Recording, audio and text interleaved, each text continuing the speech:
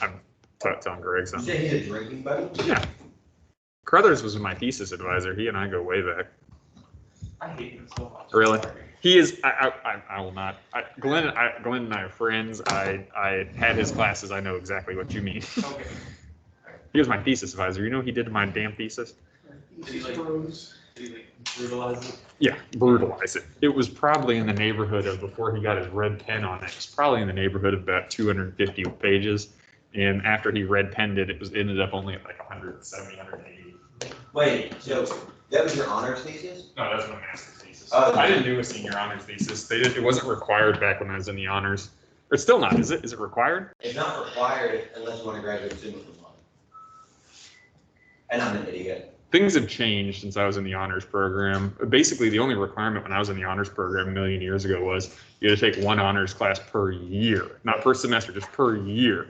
So that was it. I took 4 classes and got an honors degree for that. Were you summa cum laude? No, what is 3.8? Whatever that is, what I was. Magna cum laude. I was magna. I was summa for my grad degree, but not for the undergrad. So. Oh, look at you. Oh yeah. That's the best thing about grad school is you're doing what you want instead of what what you have to do for requirements. So it's much easier. The joke that nobody tells you is grad school is way easier than undergrad.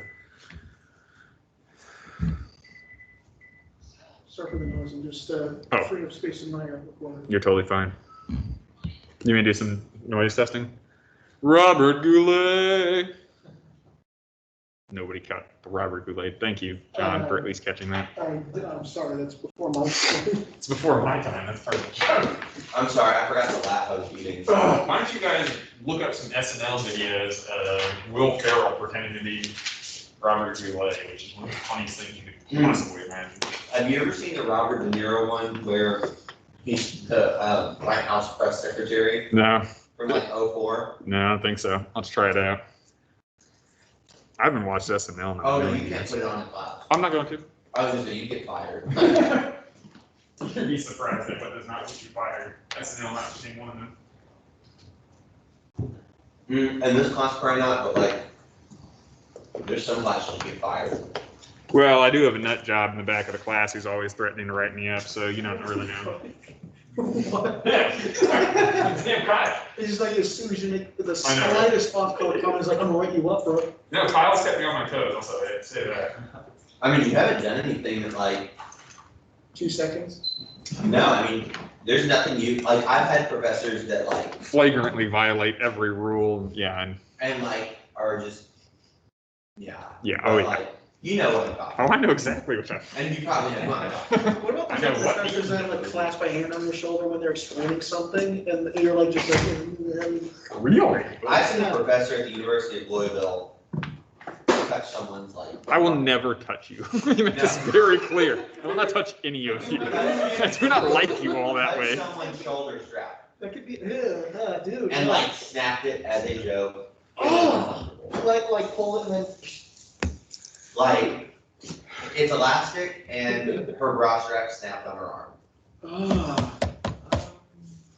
I was not a mandatory reporter then. I will not snap any of your all's bra straps, and I hope that you guys don't attempt to snap my bra strap. Let's keep this very professional, okay? I love how you say I would never touch any of you. Don't touch That could be taken so many. I mean, like, that throwing something at us doesn't count as touching.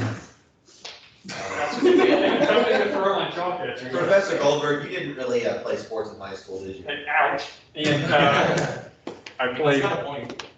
You know what? A million years ago, I was a damn good baseball player. A million years I can ago. see it. That was it. That was my. I have a jump shot that like would make like a trash can look good as a shooter. Like I can't shoot a basketball worth shit, but I can play baseball pretty well. I still play every summer. I'm not gotta be in midair. It's been cool. What position? First base. Oh. Very good defensive player. A million years ago, a very good defensive player. Never could hit a lick though. That's why I didn't get to go What pro. was your batting The average? Doom Slayer of baseball. What's under an acceptable number? Because that's what mine was. Oh. Wow. I was never a good hitter. All right. Where the hell are we? Talk baseball. Let's talk about the history of American baseball. Isn't that a class? The nuts stumped at Carrion. That was a class. I wish it was a class. I'd love to teach it. But no. What do you got? Are the pictures that you chose are they all from like the same battle or like? Yeah. No, not this one. Okay. This is Carrillo. is Carillon. This is before Carillon. This is just a random picture of a British officer about being divided up between the natives about who gets to kill him. Oh, no. And this is the battle we're about to talk about. So generally, if I don't explain pictures, feel free to stop me, because I actually spent a bunch of time this summer picking these pictures to fit with the lecture. I saw the meme about like why, like when someone asks you why you would start a war with Russia or something like that, and it just shows a guy on the bed curled up. I got a good meme coming, don't worry. I've slid a few memes into this. Oh boy. And I do promise that the titles of each individual slide will get funnier. As I realized I was making these, I realized I don't have to be like, just because it's the 300 level, I don't have to be that serious. So. Yeah. Okay. So yeah, the British got their teeth stomped in Hey. Carnival. Just know I'll be reading very carefully. None of them would not pass my, they made it through Twitter, so it's fine, we're good. I tweeted them out, they were well accepted, we're all good here. Oh, God. All right, where are we? Ryan, Yeah, the British got their we teeth just finished stomped in. Korea. Okay, so let's continue then with our buddy Montcalm. So after Montcalm's victory, I actually realized I gave you guys some bad numbers on the number of troops present at Korea. I think I said it was 17,000 British and how many French? 7,000. It's actually only 3,500 French. Oh, The British what? number is still correct. It was only, I double checked my notes and I realized I oversighted. That's So less than a fourth. that's less than a fourth. That should even remind you just how incredibly, A, dumb the British commander was to force them into that, and B, how bad of an unnecessary defeat that was. So let's continue then. Montcalm took the wrong lesson from Carillon. He took the lesson, obviously, given the disparity in numbers, that French could fight without what? Native help. Very good, very good. Native help. This is obviously a pernicious and stupid idea on several levels, but it's important because, let's do some housekeeping while I'm on this topic. The discussion board from last week I've already graded was bad. You all did a bad job with it. I don't know how to put it any other way than that. John, you did a very good job. Jolie did a good job. A couple of you didn't do it, or we kind of fell into those same answers that were, I like your post, have a good day. Do more discussion board work. I gave you all grades based largely on letting you all pass through this discussion board. I will not be continuing to do those. So do better discussion boards. Cool? More details. I don't want to tell you your all's grades exactly, but you were fine. If you posted multiple times, you're in good shape. A couple of you all just didn't respond at all. A couple of you all responded with one thing or didn't do clearly did not do the reading thoroughly. So be stronger on discussion boards. These are very easy points to get. Be stronger. 4 more days until your paper proposals are due. Does everybody have a paper proposal in their brain? Anybody want to talk about their paper proposal, maybe to help others out? Either French and Indian War or Civil War. Okay, a one war is a big thing to take on for this paper. That's okay. But make sure you have a good thesis topic. If you want to workshop it, we can. I'm happy to do so. But guys, obviously, I love you all. This class isn't the most difficult thing, so be very good on discussion board. There's a better way to put that, I'm sure. But do more. Start earlier. Respond to each other more clearly, okay? Don't just agree with each other all the time. We good? We good? Have I been a hard ass enough? I guess. That was about as hard ass as it's gonna get. I'm sorry. I just can't sum it up more than that. All right, let's continue. I don't know how that got me back on that track, but it did. So Montcalm takes the wrong lesson from the Battle of Carillon, particularly that his natives are more of a hindrance than a help necessarily. And so despite the obvious problems with the French either deciding they don't need their natives, or in some ways Montcalm deciding that they're not a part of the solution to defending French Canada, there's no immediate lesson derived. And when I say that, I mean, part of the problem with Montcalm seeing this as a problem is that, one, campaign seasons are deeply restricted at this time. We have to understand a big part of military expeditions, military campaigns, is they're heavily dependent on the season. Information travels slowly. It's very difficult for, especially the French, to send news back to the mother country. But Montcalm, after his victory at Carillon, decides the most obvious answer for the French in their continued defense of Canada is to do what? Throw more soldiers at it. If they've just won a big defensive battle, what's Montcalm's new decision? Go on the offensive. Go on the offensive. He makes a decision, a bad one in the end, but he decides on a strategic offensive. And as so often happens, let me give you guys where we are geographically, so we can talk about this. This is where his offensive will be. See, here's Carillon, the battle he had just won in upstate New York, and he is going to travel south from Lake Champlain and attack Fort William Henry.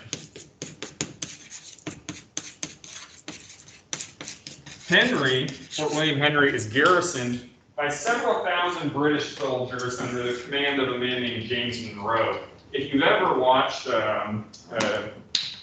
Last of the Mohicans, this is the climactic battle, the siege that they're all in, that everybody gets to watch. This is the same battle. It's actually, I wouldn't call it a representative battle, but it's a pretty good look at what siege warfare looked like at the time.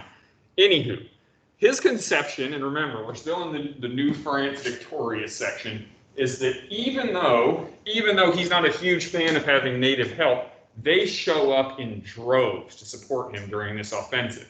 In fact, it's the largest offensive in terms of native participation pretty much in New France's history. They come from all over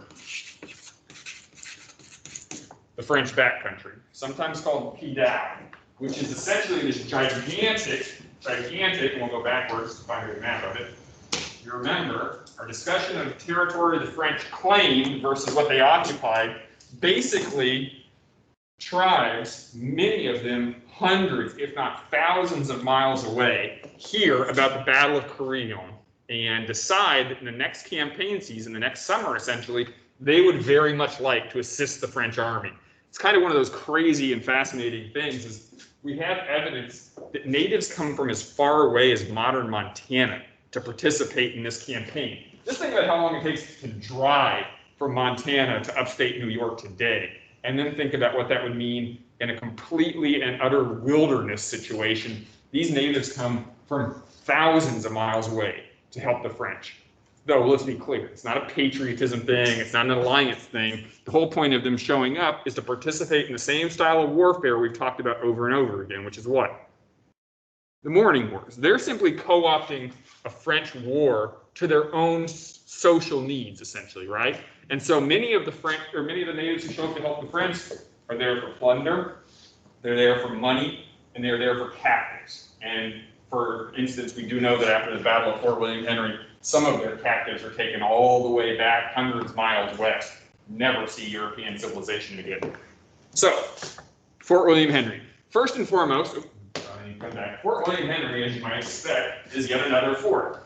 And there's a curious kind of example here, I think, that should tell you guys a little bit about the differences between European warfare in Europe and European warfare in the New World. There's a reason a lot of the battles we talk about in the French and Indian War are linked to cities and to forts, especially in the backcountry.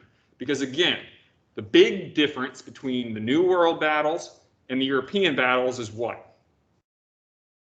You said that wars in the colonies were focused around forts and cities. Why? Yeah. Why is that? What did I say is the big difference in terms of the age of reason tactics that we kind of mentioned? We don't have to dig up the data. Very good. So again, when we talk about battles, the reason the French and Indian War seems to be so concentrated on different sieges is there's no open fields to have these big battles. And so what it generally devolves to is a control of strategic points.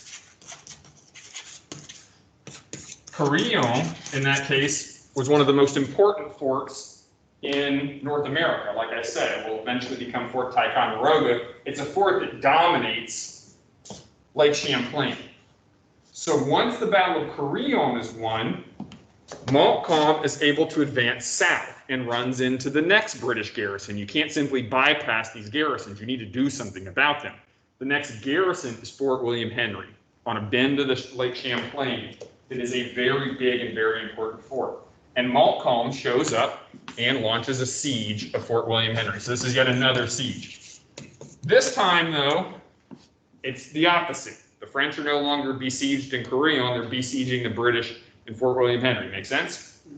This battle is important not because in the end it's a huge strategic victory or a huge strategic defeat.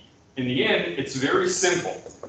Montcalm settles down for what we would call a formal siege. At the time, and I'll give you guys a nice kind of drawing that I really shouldn't be bothering with, but here we are.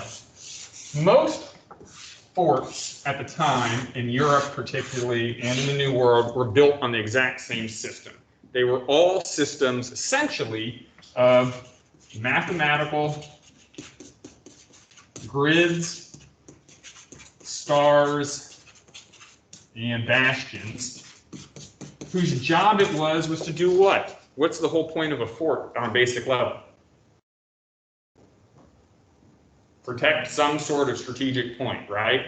At the time, all European forts are built the same way, no matter they're in Europe, Africa, South America, you name it, all Europeans are building forts the same manner. All forts are actually descendants of a single design created by a man named Vauban. Does anybody know who he is? Does that name ring a bell? Take a wild guess as to what nationality he is. French. French. In fact, he was Louis XIV's chief engineer. In fact, at the time, engineering and the process of engineering, especially in the Age of Reason, had its roots in math. For the simple fact that the best engineers at the time, those who worked either in the military sphere or in the scientific sphere, general sphere, had to be engineers and mathematicians to do their job. Now, I think it's important, at least to go backwards a bit, just to understand something about the technology of sieges. And it's important that you guys notice. The only way you can take a city at the time, as we've talked about, are one of three ways, which were starvation. You can wait until they can't feed themselves anymore, and then they'll surrender. You can bombard, or you can assault. Generally, 2 and 3 often end up going together. But we have to understand the limitations of artillery at the time, particularly because it's very difficult to move artillery around a very vast wilderness. In fact, this is going to be a big problem for the Americans during the Revolution. It's how to get artillery from different strong points when they have very little transportation.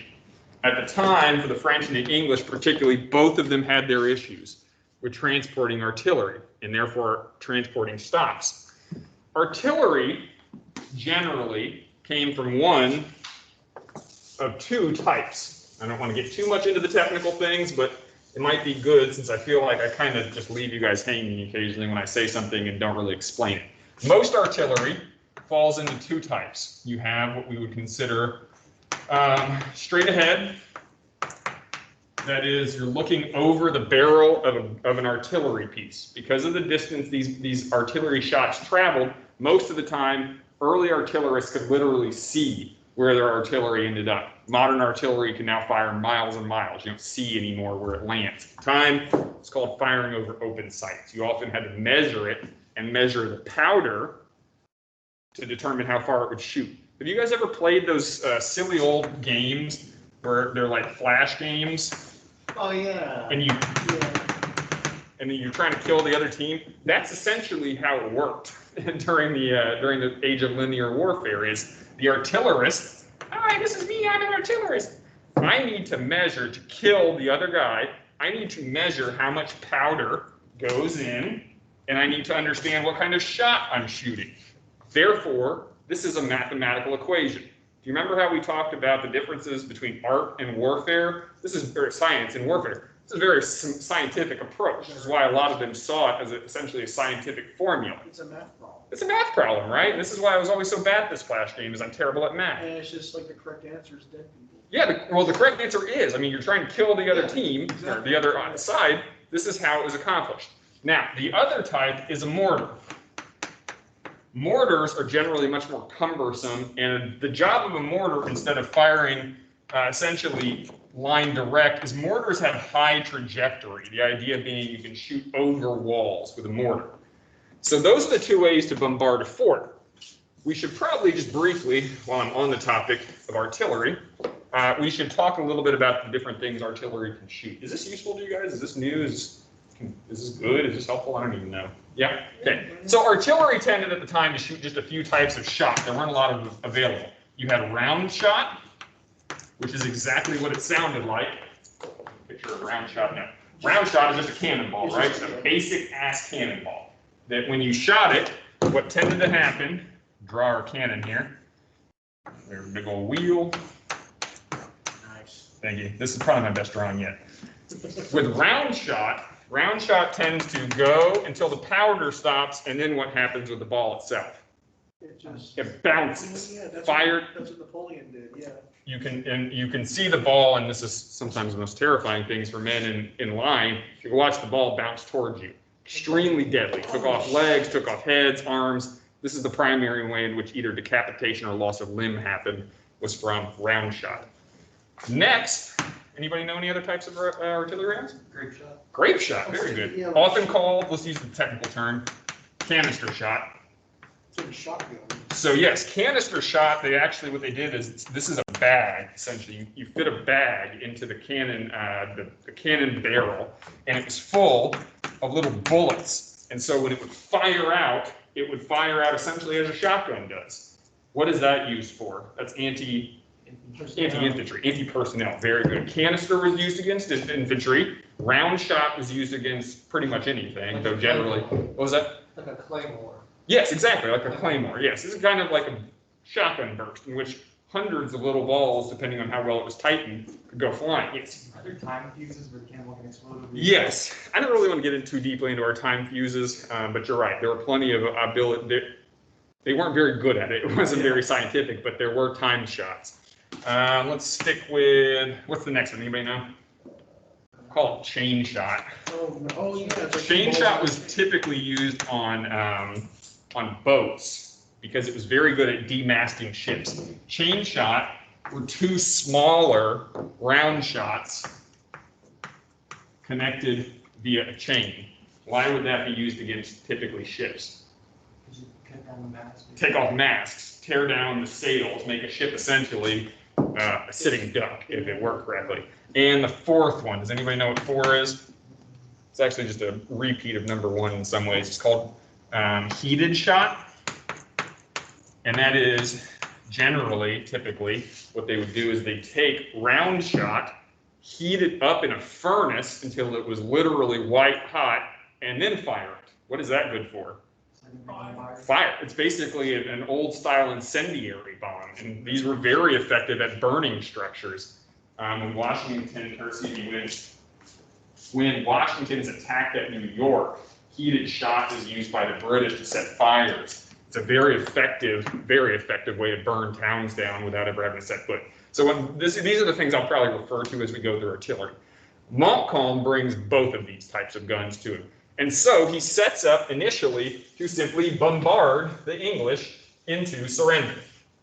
And the siege drags on for quite a while, several months in fact. Monroe, the colonel in charge of the English garrison, repeatedly pleads for reinforcements. And in the end, it's not that the reinforcements aren't available, they simply aren't sent. And so begins the process. And so I'll draw this out so you guys can see this. This is very important. We don't understand how this works. It's my terrible fort. I don't know what the hell I'm doing. Try and do this better. So the fort's built in Vauban style, sometimes called Tres Italienne, which, you know, let's just get this all. These are geometric forts.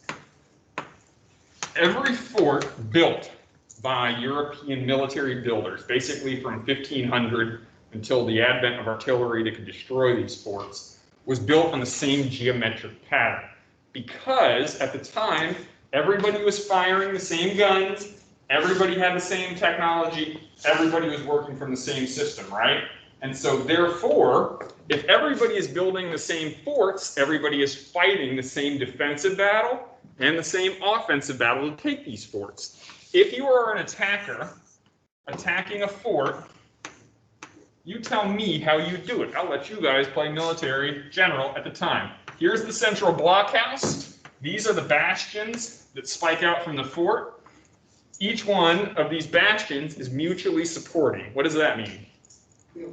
You can fire from this one to help out this one, right? And usually cut. Call it overlapping field of fire. Very good. Usually cut along the sides of each of these are rifle holes, so that an attacker has no what? Opening? There's no way to get in, right, without taking serious fire, which is why most armies at the time are very afraid of assaulting a fort, because it means a lot of death with very little payoff. Typically, it's very rare to see an attack against a fort that goes forward unless they know the fort has either been betrayed from within or they believe the garrison is weak from hunger. So that should remind you why this assault was so bizarre.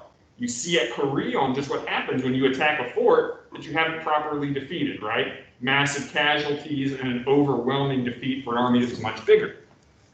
How would you attack this fort? I'll give you guys the keys to the general's car. What's the move? Blow out the bastion with round shot and then set fire to the blockhouse. Well, here's the problem. Your round shot, if you're firing, is only going to be level with the outer bastions. So what then, how long would it take for you to batter down these walls? Oof. Not just a long time, it may never happen. These walls are specifically designed, remember, with this stuff in mind. So more often than not, no matter how much round shot you pour into these walls, are they crumbling? Oh no, I meant like take out their cannons, not the walls themselves. Well, that's a problem. Are these cannons that they have firing back at you? Yeah. Oh yeah, they're shooting back. Let's be clear. Just because, and let's say let's set up our line. Here's our camp. Okay, we have surrounded the fort. Just assume we've surrounded the fort, and we have artillery wherever we want it, but it's bombarding one side. For instance, in this case for Fort William Henry, it was bombarding the landward side because that's where the final assault would have to happen if need be. We're bombarding this. Any walls that come down are simply what? Are the defenders just sitting there with their feet up? No, they're repairing breaches pretty quickly. So it's hard to bombard a fort until it surrenders because the defenders are not just sitting there twiddling their thumbs. Good thought. What now? What's the next step? If you can't bombard it and you don't want to assault it, what else can you do? Wait it out. You can wait him out. Montcalm doesn't think he has the time to wait him out. Even if he had the time, most Europeans, excuse me, not most, all European commanders taking a fort did the same thing. It was called traversing. And so you want to work your artillery closer and closer to the fort, right? But you don't want to expose it to fire while doing so. So they would build trenches with perpendicular lines that zigzag slowly but surely closer to the fort. Yeah, I've heard this talked about like at Yorktown and stuff, but I've never understood it. Here's why. So, and this goes all the way back to at least the 1600s. All European commanders realized, first and foremost, that your artillery is more effective the closer it gets. Mortars also have a much shorter range than artillery. So you need to get your mortars closer if you ever want to burn this down. To do that, then, you have to zigzag trenches. What happens if you don't zigzag a trench? Why are trenches always zigzag?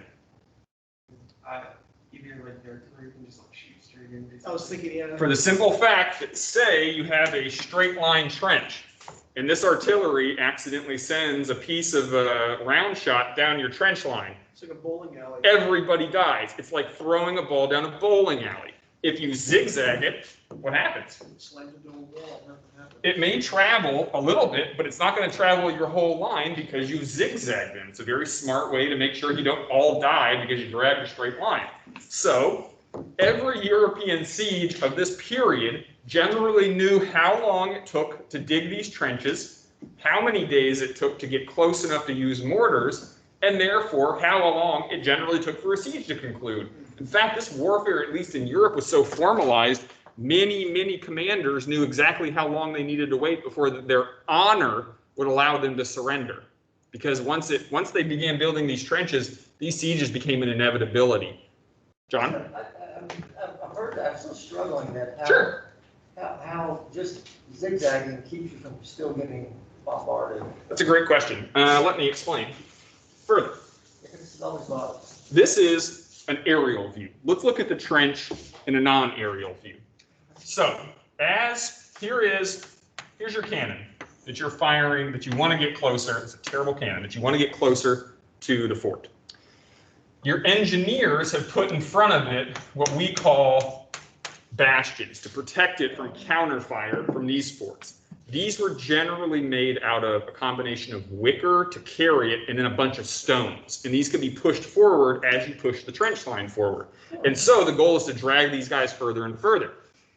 However, if this is our trench and this bastion is here, and you have guys whose job it is, as they're digging the trench, to widen the trench and eventually move the artillery forward, if the trench is only in a single line, all it takes is one lucky shell, and we know round shot bounces. So all it takes is one lucky shell to kill everyone working in the trench. However, if you zigzag it, i.e., when you're, say this is the trench line that we just showed you from a side view, from an aerial view, this is where the end of the trench line is. If you zigzag it instead, you see how much harder it is for a ball to bounce up and down it? Yeah. This is exactly the reason they dig these things called parallels, is what they're all. Yeah, but in the last one, Monroe says, I mean, he knows exactly how many days he's got. I mean, That was the point, is he knows these how long forts. before he's gonna be overtaken. Exactly. They know exactly how long it takes to dig these lines, because whether they've been on the other side of it or not, they're all reading the same military manuals. Remember how standardized the war has become? Monroe, and both in The Last of the Mohicans and in real life, knew exactly how many days it took for these trenches to be built, how long it took for mortars to be able to reach his home, his inside, and then what's that mean? It's over. Once mortars can reach the inside. You can't send troops out to disrupt the thing. So that's your option as a defender. You can what's called sally out, i.e., take some infantry that you have just sitting behind these walls and try and attack. What's the problem with that, or what's the difficulty there? They're exposed. All of a sudden, if they've exposed themselves by leaving the fort, they can be fired at by artillery. You have infantry who are definitely guarding these traverses. It's not like they're just empty of guys who are doing work. Most of the guys who are doing work are soldiers and carry their guns with them. So if you sally out, which you certainly could, you run the risk of having the sally defeated. And then, as always, with military anything, a force that's just been defeated is at its worst in terms of organization. So if you sally out and are defeated, what could the French theoretically do? Follow you right on in, because you can't really shut the gates behind without leaving your own men behind, essentially. So does that make sense? Yeah. So that's where we're at. The lines are getting closer and closer. And Monroe, both in the movie and in real life, realizes he has X number of days before it's over. And he sends out requests for reinforcements. The British general in the neighborhood says, no, thank you. I don't plan on sending any troops to relieve you. You're on your own. Which means inevitably Monroe has to do what? The fort surrenders. Surrenders. What makes the Battle of Fort William Henry so important is not the siege itself. In fact, even taking the fort was not terribly important. After Carillon, going on a strategic offensive may have made sense for the French on a very limited scale. The problem here is what happens next. In the siege terms, as always, in European history and European military history in this period, once negotiations began, they were very formalized. This is going to be one of those interesting things that'll sound like a real departure from our modern American way, or at least the modern at all way of fighting a war. These negotiations were always conducted with the understanding that both guys in charge of each army were what? Not just people. Nobles. Two gentlemen talking to one another. There were certain rules that had to be followed in terms of conduct when dealing with one another.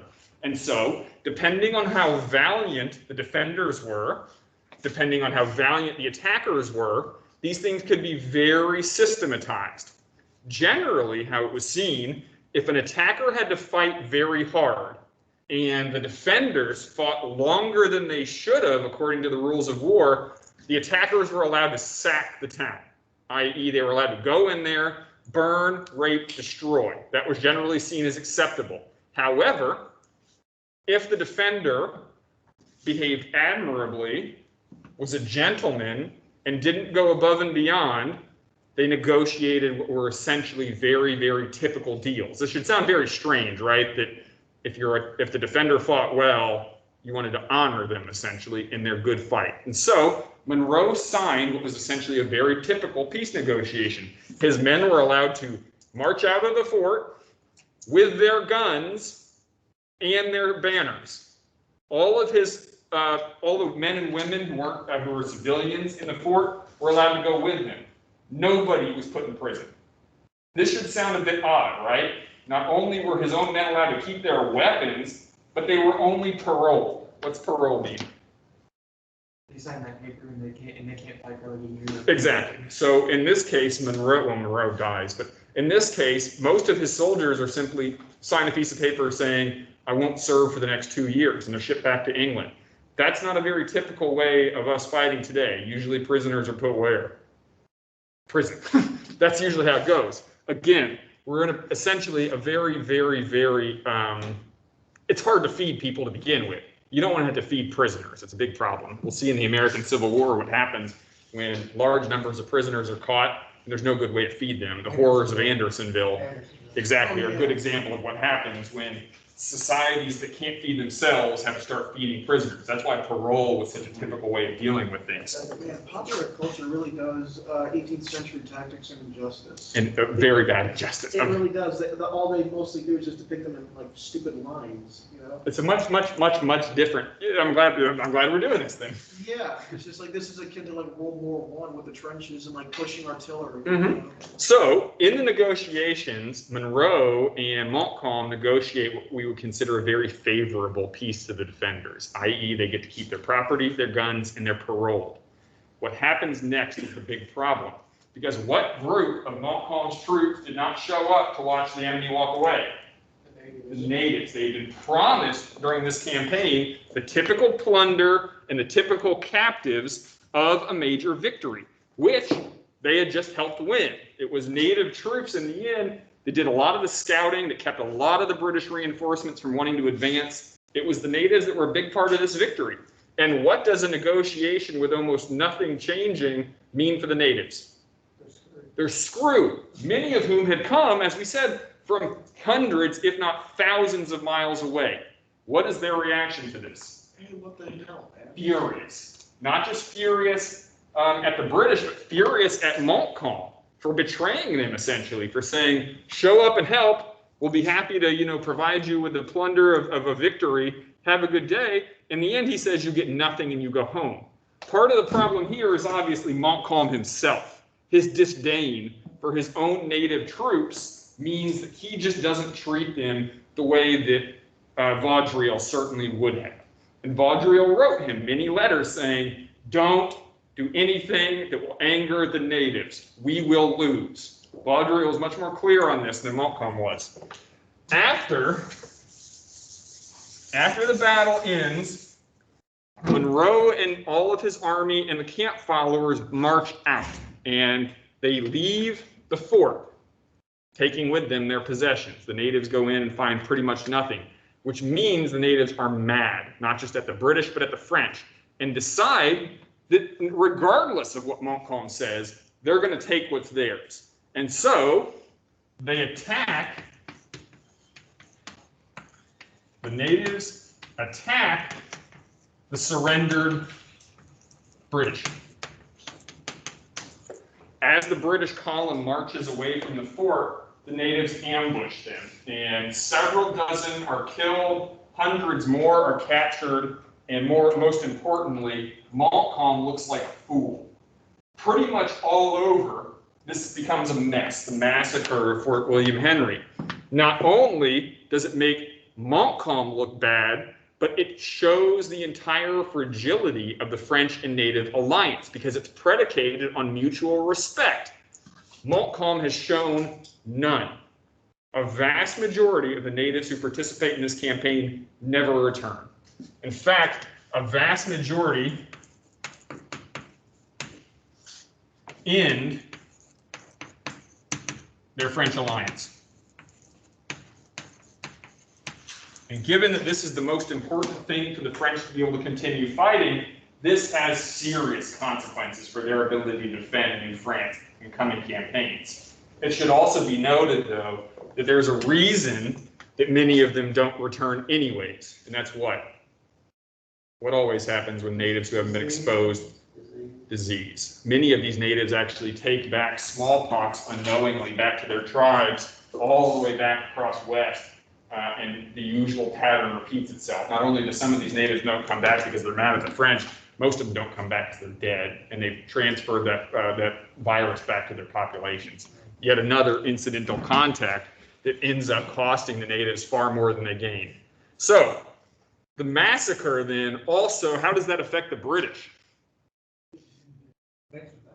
Makes them mad. It's great for what? If you're the British and you're trying to talk to the colonists about participating more. Look at those savages, we need to defend ourselves. In the end, yep, becomes a big propaganda piece for the Brits. It doesn't cost them terribly many troops, terribly many civilians. We're not entirely sure the number of people who are carried off. And in the end, ironically, the French government goes above and beyond to track down those who are kidnapped by the natives and pay to bring them back. A lot of them are returned, though many never come back. However, the propaganda value is very high for the British, as you're very right. They tell the colonists, look what happened, look what could happen, look what's already happening on the frontier. We need more colonial support. Because up to this point, the Brits have essentially been going on their own. That is, British regulars are fighting these battles. Colonists are generally not looked at as particularly useful troops. And generally, the British government is losing this war, right? We talked about two big battles. Corrigan was an embarrassment. This is yet another defeat. The British simply aren't winning. Now, the reasons they're not winning are quite myriad, but the biggest problem is there's no strong single strategic conception of the war. The French, even if there's not a good one, have at least two good commanders, in Vaudreuil and Montcalm. Montcalm's problem is he's obviously a very good commander in the European style, but he's not in Europe. And Vaudreuil's issue is that he can't make Montcalm do anything. This is part of the problems when you have a bunch of nobles running things. They don't listen to anybody but themselves. And more often than not, even when they're given an order by somebody higher on the food chain, they'll just appeal back to the king. It's a very, very odd style of doing things. So, we've now covered the years in which France is running rapid. They're doing whatever they want, wherever they want, largely because of the presence of their native troops, which is now what? Gone. The one big advantage the French have throughout the war is suddenly gone. If they kept it, they could have won. That's a question. It's an open question. So, let's move on. Things are going to change both for the British and internationally. And so let's set that stage. We'll almost certainly pick up on Wednesday. So let's start now. Let's switch back to the European side of things. We have to understand, again, that this is a war being fought on an international scale. These are the maps of the 7 Years' War in 3 different areas. One we've talked about heavily, right? The North American context between New France and the colonies. The North American theater. What are we looking at here? The Caribbean. This is the Caribbean, and this is India. So, 1, 7 Years' War. We're going to switch back to international developments.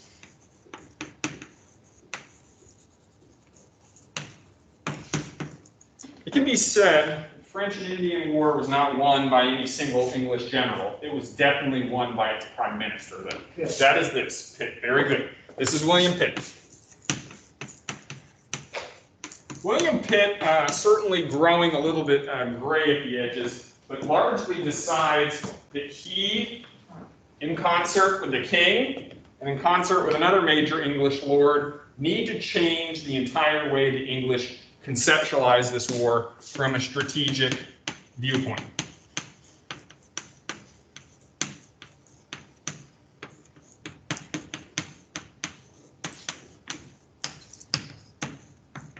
Strategic changes of English priorities.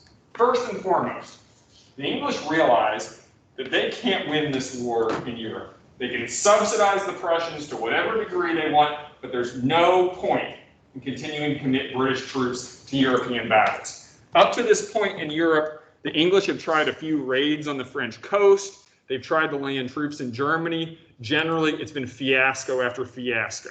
They've spent a lot of money and don't have much to show for it.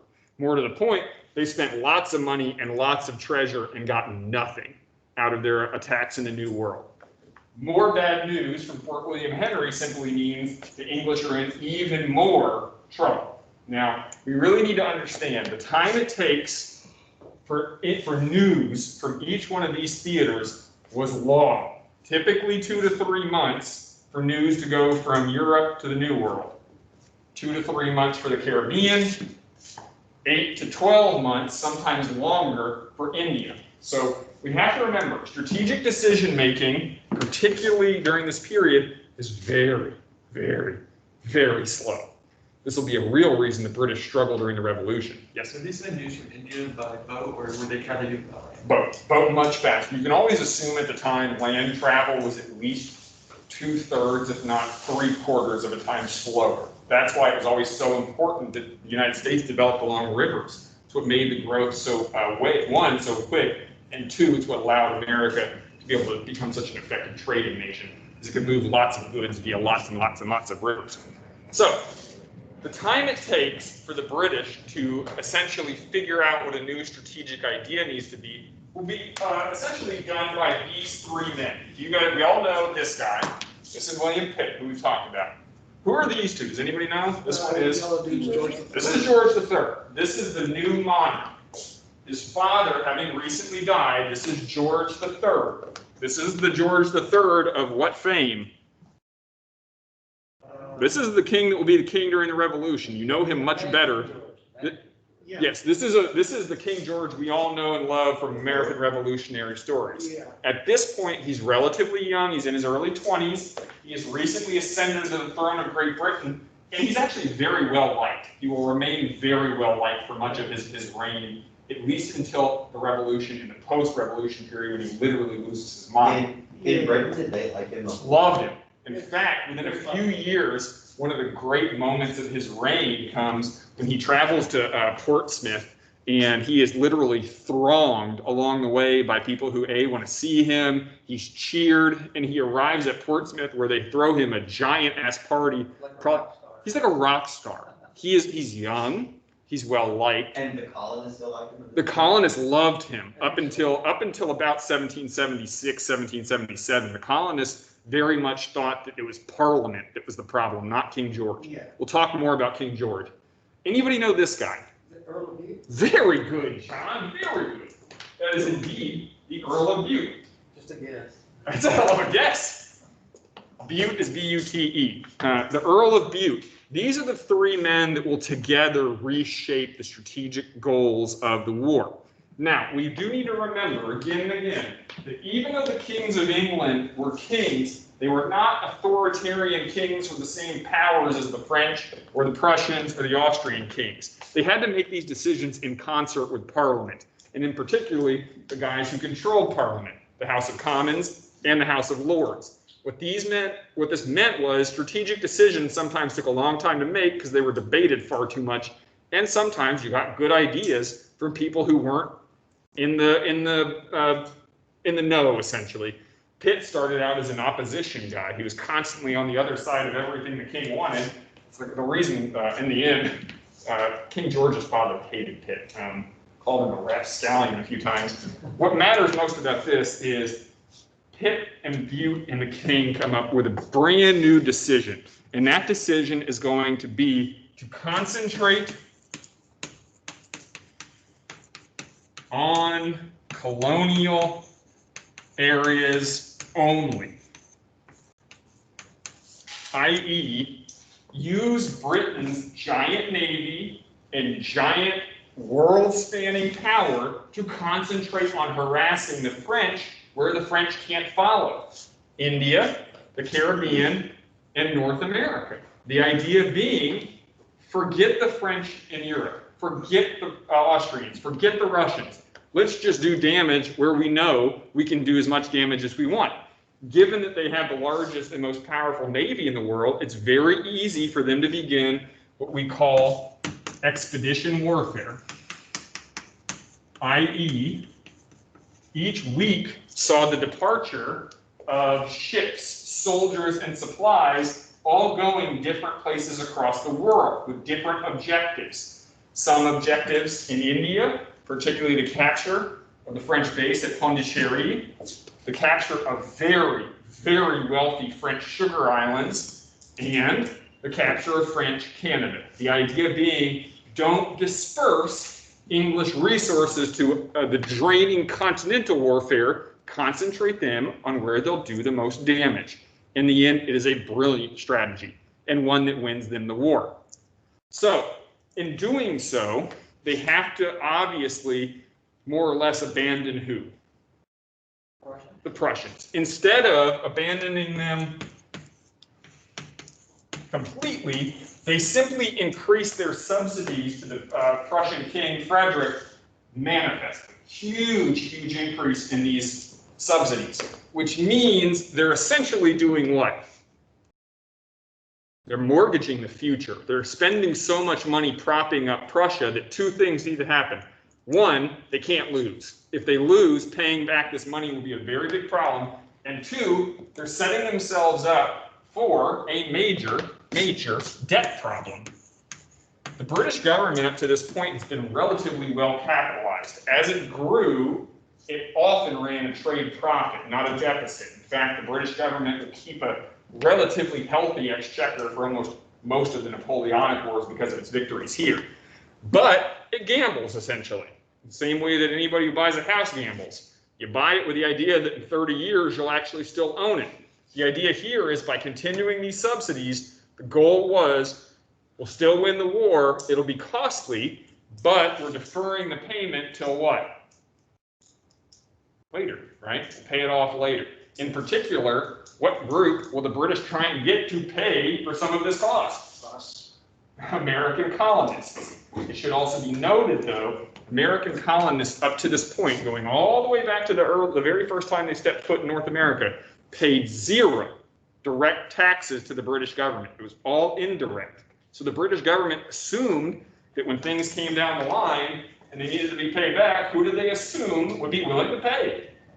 The colonists, for the simple fact. The Stamp Act and all those different. Stamp Act, the Tea Act, you name it, every one of those is a direct problem because they gave too much money to the nut job in Prussia. That's essentially it, is the big debt accumulated in this war, even though it's fought to preserve American colonies, especially in their push west, in the end, it's the cost that goes to Frederick that causes the long-term financial problems that we'll obviously be talking about in terms of the revolution.